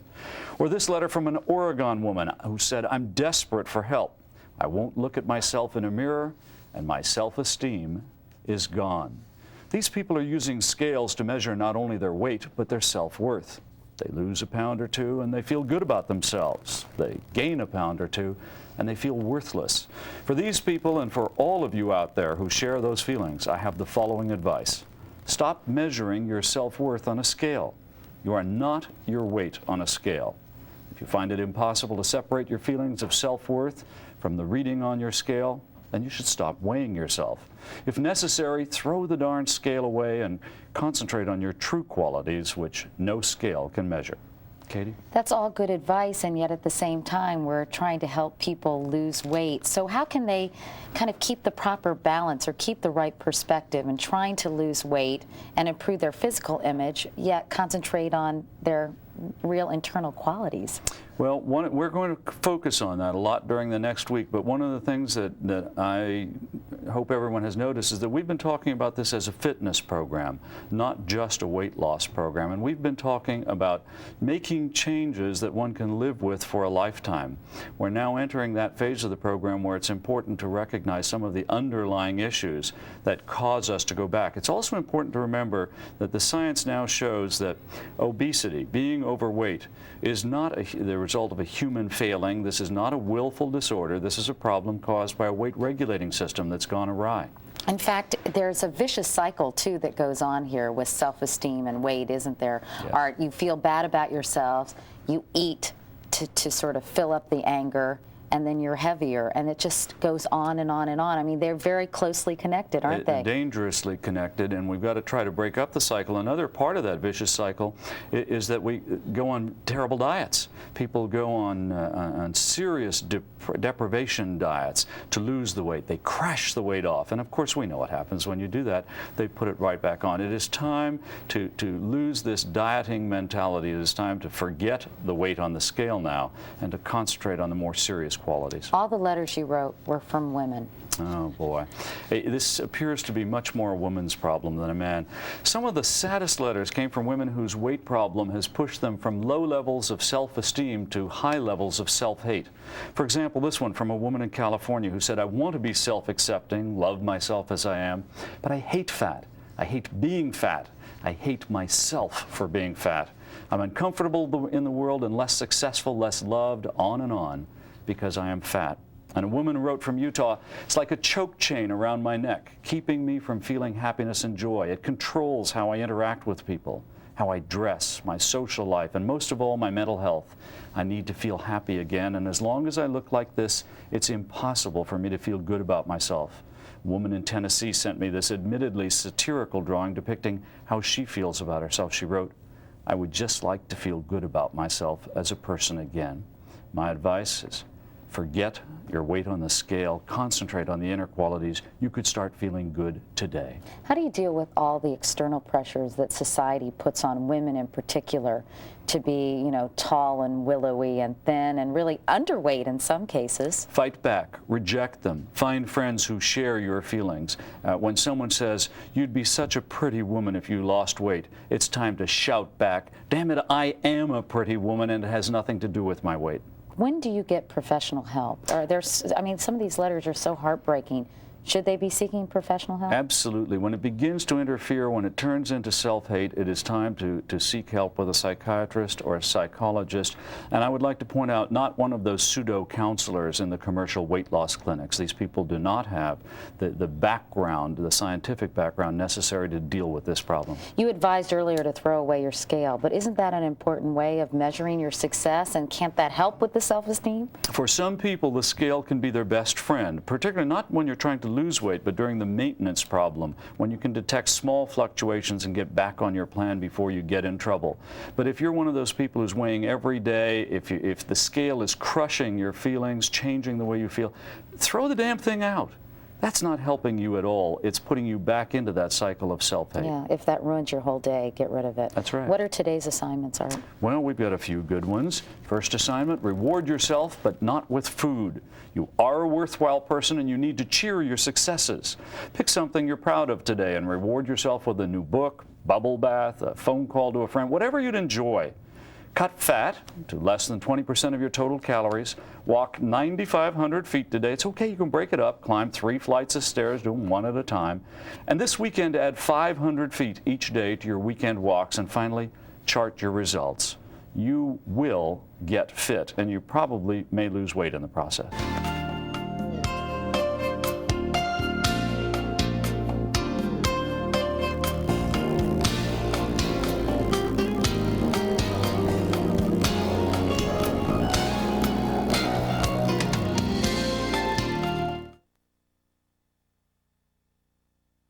It's time to reset our goals and get back to basics.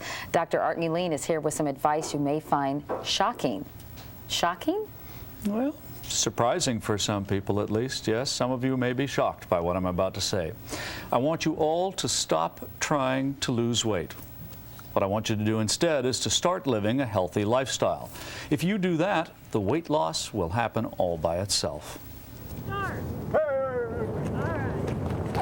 Our 20 volunteers, whom you first met 3 weeks ago, are living proof that focusing on fitness works for losing weight. Remember Scarlett Bates? You know, I try to give a lot of myself to people, but you know, you can't get past the feeling that maybe that you must be selfish or something's wrong with you because you eat so much. I'm reaching new energy levels and I feel thin. Scarlett focused on cutting fat out of her diet, and the pounds took care of themselves. And Ann Langley, who used to be sedentary, concentrated on walking. I've started a regular exercise program, and I do have more energy, and I've broken through a plateau that I never thought I'd break through, so I'm real happy about it. And who could forget Ed Caffrey and his lovely daughter Susan Lydon? Program is we've learned healthy lifestyle changes that we can do forever and not just a quick fix. And I like it because it's really simple. Ed's lost more than 35 pounds. Look, he's so excited, said Arthur. And working mom Helen Robinson. And I've lost 22.5 pounds, and I feel great, and I exercise now, I eat better, I look better, my complexion is beautiful, and I'm a happy camper. The 16s were And Bonnie Gonzalez. This is a pair of 18s that I really didn't want to wear, but I got these just before I started the weight loss program, or the awareness program, I call it. And now I have on my new 12s, which is thrilling to me. I haven't been into a 12 since before my children were born, and my oldest is almost 12 years old. Altogether, in 10 weeks, our volunteers lost 269 pounds. That's an average weight loss of more than 14 pounds each for not trying to lose weight. And some of our viewers who've only been on the program for 3 weeks are doing well too. We called some of them and asked for the secret to their success. Melanie Moon sent her before picture from North Carolina. She has lost 10 pounds by slowing her eating. Her tip, she feeds the kids first and then takes time afterward to eat her own food slowly. California attorney Patricia Long Brown has lost 16 pounds. Her husband David is down 6. Patricia says the secret to her success is walking before dawn. At that hour, she doesn't allow grooming worries to become exercise excuses. Randy Klaus says he concentrated primarily on cutting fat. That produced a 13-pound weight loss. Lisa Spear owns a convenience store full of snacks. In her words, temptation everywhere. She just followed our assignments to the letter and lost 11 pounds in the process. So you see, the weight loss takes care of itself if you take care of yourself. Make every day a low-fat, active day. Make every meal a leisurely and enjoyable experience, and your weight will find a healthy level all by itself. Katie? All right, one of these days soon we're going to review how to cut fat from your diet. We don't have time today, so just tell me what today's assignments are, Dr. Today's assignments are very simple. Number 1, cut your fat to less than 20% of your total calories. Just read labels. Walk 11,000 feet, now that's just under 2.1 miles, and climb 4 flights of stairs. Since it's Monday, you add your final flight of stairs to the exercise part of our program. Wait 30 seconds between bites. As Melanie Moon discovered, it will help you to eat less food. And finally, chart your success at completing all of the assignments, and hang on to those charts, because Wednesday we're going to show you how your old charts can help you. And we're back with more of Today right after this.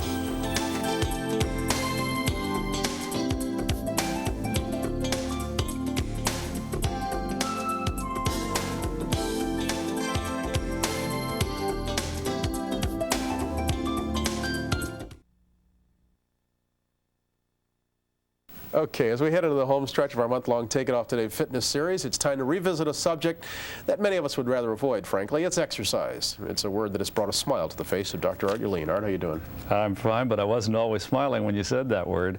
I've only been exercising regularly for about 2 years. I got started about 2 years ago when my wife Priscilla, a regular exerciser, said, "Come on out and run with me." She ran me straight into the ground. We live out in the hills. I tried to keep up with her. I wasn't in shape. I ended up with a damaged body, bruised ego, and stayed away for 6 months. Wouldn't go back out and do it. Tried it again 6 months later. Again, fell desperately far behind, and finally decided that I had to exercise, but I had to start alone, and I had to start with walking. That was about 1.5 years ago. Right here, I've got my chart for last year. This is my chart of all of the exercise for the year. There's what I did in January, February. You can just see all of the orange spots are where I didn't exercise. And what you see is as the year goes on, I began to give up the excuses. I began to recognize that they were just excuses, and that if I got serious about the exercise, I could change something. I brought my list of top 10 excuses, and this series, these are all real excuses. Okay, Here are the excuses. am I allowed to respond to these as you're going through them, or you just want to go top to bottom? Let me race through them, and then you can query me. Number 10, I didn't get enough sleep. I'm too tired to exercise. Number 9, I'm expecting a phone call, so I can't leave the house. 8, I have appointments from dawn until late at night. Number 7, it upsets my stomach to exercise right after eating. Number 6, I had to travel. It's not safe to run near my hotel. Number 5, I left my running clothes in Los Angeles. Number 4, it's raining. Number 3, it's too cold out. Number 2, my weight regulator tricked me. And number 1, the devil made me skip my exercise. They all sound good to me. Well, one can make these excuses feel right if you work at them. But isn't there a problem really with being obsessive about it and doing it even to your detriment on those times when you seriously don't feel well, or when you do have various aches and pains? Can't you, in fact, aggravate your injuries? As a matter of fact, there is a legitimacy to some of them. When you're sick, you shouldn't run. When you really have eaten and you couldn't avoid that, then you shouldn't run on a full stomach or even walk heavily. But I think the thing I want to remind people is that, number 1, you don't have to run, you don't have to do high-intensity exercise to lose weight. Number 2, if you're busy from dawn to dusk, as we are, that's not a valid excuse, because what I've learned to do is to make exercise the first appointment on my schedule. I now consider that an important enough appointment that I build my schedule around it. The only one that is valid, in my opinion, is the devil made me do it, because once in a while you just got to say, I don't feel like doing it today, and I'm not going to. The sun's in your eyes. Let's go to your charts about tips on getting into the exercise habit, if we could, because we need to talk about some of these maybe. These really help me. The first thing, and probably the most important one, is start with short distances and very slow speeds, and then increase both very gradually. That applies to whatever exercise you're going to do, whether it's running, lifting, whatever. It doesn't matter what you're doing. I started by walking. Last week I ran my fastest 3 miles in history, 28 minutes and 30 seconds. I'm really proud of that. Number 2, invite company, but only if it's helpful. And by that I mean bring someone along who's going to be a partner with you. Don't compete. Why not? Why not? For a lot of us, that's the only reason to do it. Well, if you're going to compete, compete with yourself. I keep a log, for example, of my running times for the last 1.5 years. Started with walking times. It used to take me 45 minutes to cover the 3 miles. Now I shave a second or two here or there. I'm kind of proud of that. But this is not a competition. This is not a race with the clock. And the thing you must not let yourself do is get out there and try to keep up with someone who's in better shape. That leads to an injury and discontinuation. All right, we've got to hustle along, so I'll let you go on the rest of the tips. Okay, more tips. Vary your exercise. Mix it up for variety and fun. Exercise for fitness, not for weight loss. Wear good shoes, dress for comfort and fun. I got a red outfit I love. Keep a chart. I cannot emphasize how important that is. And then finally, when you're sitting there trying to forget it, remember how good exercise feels when it's over. That's true. Today's assignments are? We've got a few simple ones. Walk 11,500 feet today. That's just over 2 miles. But you can break it up into as many short segments as you like. Climb 4 flights of stairs. Number 2, cut your fat so it accounts for less than 20% of your total calories. Slow your eating speed. Put 30 seconds between bites and chart your results on the first first 3 assignments. Chart, chart, chart. You'll feel better than you imagined possible. And you'll lose weight, too. When are you working out today? Right after the show? Actually, I'm going to work out this evening. Okay.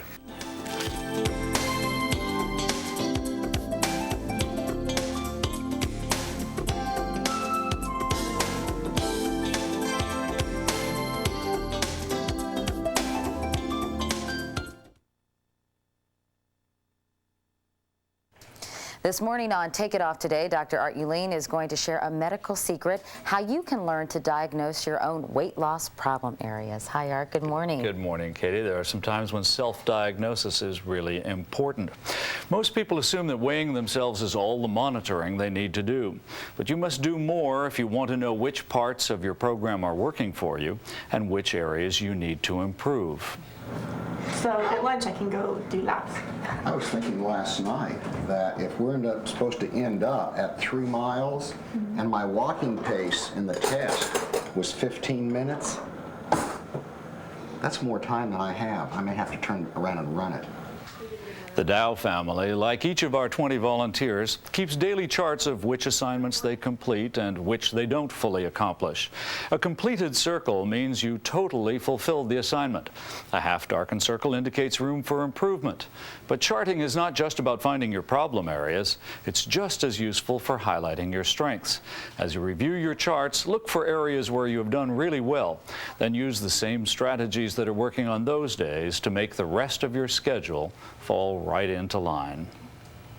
You can use your charts as tools for learning and motivation. You'll have no difficulty taking it off, keeping it off, and becoming more fit. We've got some sample charts to show you how this works.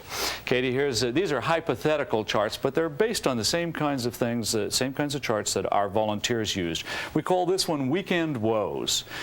We ask people to chart fat, how they're doing with cutting fat, increasing exercise, and changing behavior, which really means slowing your eating speed. Nothing more than a full circle, a half circle, or a blank circle. And when you look at this chart that someone kept, it's real clear that weekends, everything falls into line, perfect full circles on each one, and the weekday is just shot. Let's move on over here. This one I call Weekday Woes. I'm sorry, Weekend Woes. I was going to say, yeah, okay. Weekend weakness. Here's someone who's got it pretty well together during the week and just falls apart on the weekends. We look over here at this chart, and this is a chart not unlike the one that I kept for myself. Travel troubles. Thursday and Friday was a travel day. Everything fell apart. And here's our final chart, which shows a person doing real well on behavior and exercise, miserably on the fat. It's really essential that you keep some form of charting so you know how you're doing. So then you can really diagnose your problem areas. As a matter of fact, when you see it in black and white, it finally becomes clear. All right. What are today's assignments, Dr. Well, we've got a few good ones for you. First of all, monitor your progress and chart. Cut your fat to less than 20% of your total calories. Walk 12,000 feet. It's not so bad. That's only 2.3 miles. And climb 4 flights of stairs. And finally, modify your behavior 30 seconds between bites. Tomorrow's subject is? Party time, how to party without gaining weight. Can you really do that? I'm going to show you how tomorrow. And have a good time? A ball. Okay, and we're back in a moment with more on Today. Thanks, Art. Right after these messages.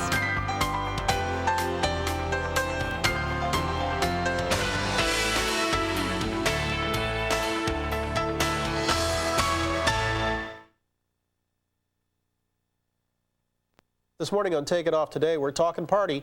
Celebrations and parties can wreak havoc on anyone's willpower. So as we head towards Super Bowl weekend, Dr. Art Ulene is here with a party survival guide. Art, how you doing? I'm doing great, and the message is you don't have to give up your party. There's nothing like the camaraderie, alcohol, and food at a party to derail a person's weight loss plan, but it doesn't have to be that way. Here are some simple tips you can use to help yourself. First of all, eat wisely before the party so you arrive at the party with a full stomach. Bring a healthy food as a gift for the host. Reduce your alcohol intake. Set a limit and then switch to water or diet sodas. Don't stand near the food. You'll eat more if you do. Don't eat a lot just to please your host. Be stingy with your portions and generous with your compliments. Those are the general rules for guests, but if you're the one giving the Super Bowl party, you face some special problems because the usual fare at such a party is high fat and high beer. There are alternatives, though. We're going to show them to you right now. First of all, beer's not that big a culprit, is it? I mean, the non-fat, the low-cal beers are like 90 a pop and no fat. They're around 90 to 100 and no fat, and they're no problem if you have one or two of them. It's when you really get into the high numbers, because then you not only get the calories, but it just impairs your control over the food around you. Okay. That's when you see people just shoveling the food. I like the one about don't stand next to the food, because that's where most of us do wind up going. Okay, I digress. Let's talk. A few simple points to make. You really can have some very, very good food at a party, tasty food. Here's these chicken drumettes. These are the so-called biceps of the chicken. What we've done, though, is we've taken off the skin, taken away the lower part of the wing, 185 calories, 4 grams of fat. If you compare these to the fried version, these have half the calories and only 1/6 Now that's the for fat. 3 of them. That's for 3 of them. So this is a 350 calorie dish, and it's a tasty dish. Now, let's look at some dips here. Here's tzatziki, a Greek yogurt-based gift. Here's my famous eggplant dip, 45 degrees, 450 degrees, 45 minutes, and spice to taste.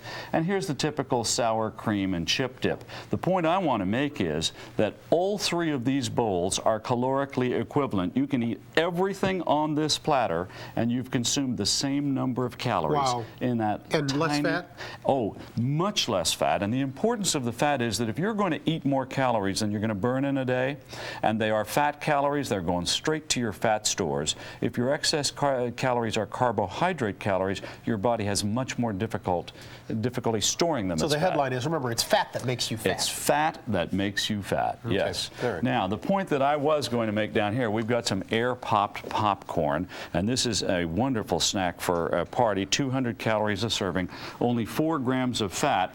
I was going to point out that next to these peanuts, this is an equivalent caloric size portion, the peanuts, but the peanuts have 17 or 18 grams of fat. Ouch. Again, huge For just that amounts little of bit fat. of peanuts, just that 1 ounce. Yeah, very simple trick, by the way. By the way, there was much more in here before Brian and Katie got at this dish. While it's hot, a little bit of cooking spray, a tiny little bit of salt that really gives it flavor. A little cayenne pepper on top of it helps it. Wouldn't hurt at all. Wouldn't hurt at all. Yep. Here's a wonderful dish prepared by one of our volunteers down in Washington, Bonnie Gonzalez. It's a terrific vegetarian lasagna, spinach lasagna, 278 calories, only 5 grams of fat, and it proves the point that you really can get, stick to your ribs kind of food. You don't have to eat rabbit food at a party. Like this. This is delicious rabbit food. This is a chopped salad with just a half a teaspoon of oil to give it some feel and flavor, and it's spiced nicely to taste. You can have desserts. Here's an angel food cake. There's almost no fat in angel food cake. Here we've prepared it with fruit to give it color, to give it flavor.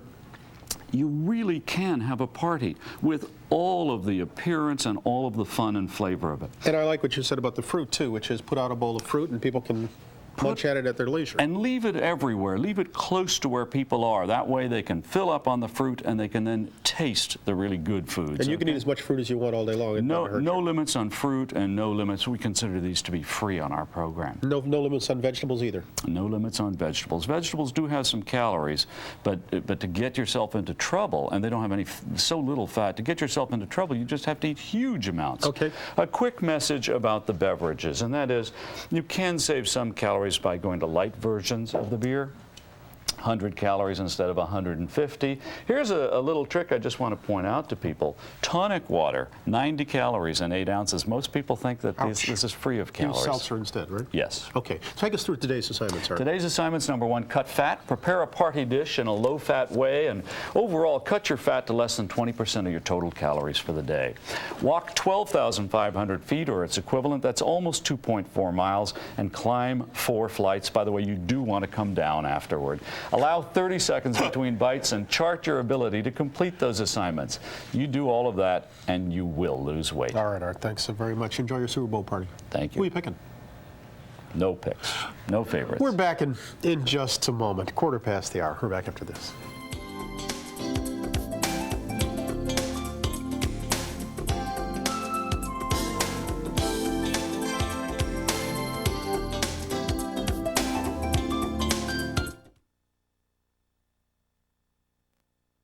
Well, here we go. We've reached the final day of our month-long fitness series, Take It Off Today, and now it's time to talk about what for some is the hardest part, keeping the weight off. Dr. Art Ulene is at our news bureau in Washington this morning with some of the volunteers who tested the program for us. Art, good morning, and how's everyone there doing? Good morning, Matt. Obviously, we're all doing well, and we've lost a lot of weight, too. Of our original 20 volunteers, 14 were able to join us this morning for a weigh-in. I'm pleased to report they have lost a total of 268 pounds. In the last 3 months, that's an average weight of 19.2 pounds lost for the folks who are here today. We're really proud of them. You should be proud of them. Art, I have to tell our viewers that we get truckloads of mail for you every day. What are you hearing from the viewers out there? Boy, we're getting great reports from viewers around the country who started the program a little less than 4 weeks ago. A few examples here on your screen. Attorney Julie Bell says she's lost 10 pounds already. She gives the credit to exercise. Business executive Harold Atwell has lost 18 pounds. He walks 5 flights to his hotel rooms now. Patricia Long Brown and her husband David, whom you met last week, are now down 21 and 7 pounds respectively. And I'm pleased to report Patricia's blood pressure has now come down into the normal range. Which is great news. Let's talk about something that for many people is a difficult transition, Art, and that is going from short-term weight loss, which this month-long series would, I guess, be, to now the longer term and the lifestyle that is needed to keep this weight off. Well, it would be difficult if we had been on your typical diet program, because by definition, when you reach your goal weight, you go off your diet. That is not the situation with our plan. Basically, the same things you've been doing now, you continue doing for the rest of your life. And as proof that it works, let me tell you again about our Washington volunteer group. You may recall after 1 month, our 20 volunteers had lost an average of 8.5 pounds each. After 2 months, the average weight loss was 14 pounds per volunteer. Today, 3 months after starting, the average weight loss is 19.2 pounds. So they're doing it on their own. They're just continuing the same things that they've been doing. Art, let's get some more specific examples. Let me say hi to Scarlett Bates this morning. Scarlett, how you doing? How much weight did you lose? 18 pounds. What's the key going to be for you in sticking to this? I think the fact that it's such a reasonable program and it's fit so easily into my lifestyle that it's become habit. It's just part of my life every day. I don't even think about it anymore. Helen Robinson is standing next to you, I know, or sitting next to you. Helen, how did you do? I did great. I lost 26.5 pounds. And I'm very proud because the diet is good. It doesn't have any specific foods that you need. You can go to the supermarket and pick up these foods and make it yourself. And I'm an asthmatic, so having this diet, it has stopped my asthma. I exercise every day, and I'm just happy to be on the diet. I'm happy to lose the weight, and I will continue to do it. You are one of the real success stories. What was the key for you? The key was I was determined, and I did it for myself this time. I didn't do it for my family, my friends. I did it for Helen, and that made it all the more better and a sweeter success for me. You have a glow on your face. I can tell you're proud of yourself. Art, what about the viewers now who are sitting at home saying, Dr. Ulene, don't leave me. How am I going to continue without you? Well, first of all, let's remind you, our volunteers have been on their own for nearly 2 months. After the first 4 weeks, we simply told them to stay on the plan they had learned during the first 4 weeks. They did it, and it worked for them. We're not going to abandon our viewers at home. We'll be back once a week for a while with advice, encouragement, and assignments. Your assignments for the next week are very simple. Be patient and stick to the same plan you've been using. Don't worry about the weight. That will take care of itself. I wish you all good luck and good health. Art, I know that I think, in my opinion, one of the great selling points of this program is you yourself, because you did this and you've changed your life. Do you ever, though, Art, have times where you fall off the wagon, so to speak? Not since last night. What do you do, though? How do you keep yourself going? The secret to success is not to treat that as a personal failure, but rather to get immediately back on the plan next day. There are no forbidden foods, and that way I don't feel deprived, I don't feel guilty, I don't feel like I've cheated. Talk about cheating, if you are going to cheat for the folks at home and you're going to drop one portion, to bring it back, obviously, but if you're going to fall off a little bit, what is the most important one to stick to? Well, it's interesting. The experts tell us that if you drop your exercise program, it's the beginning of the end. Clearly, exercise is the key to long-term success. Art Ulene, thank you so much. We've enjoyed this. Thank you, Matt. All right, we're back in a moment with more of Today, right after this.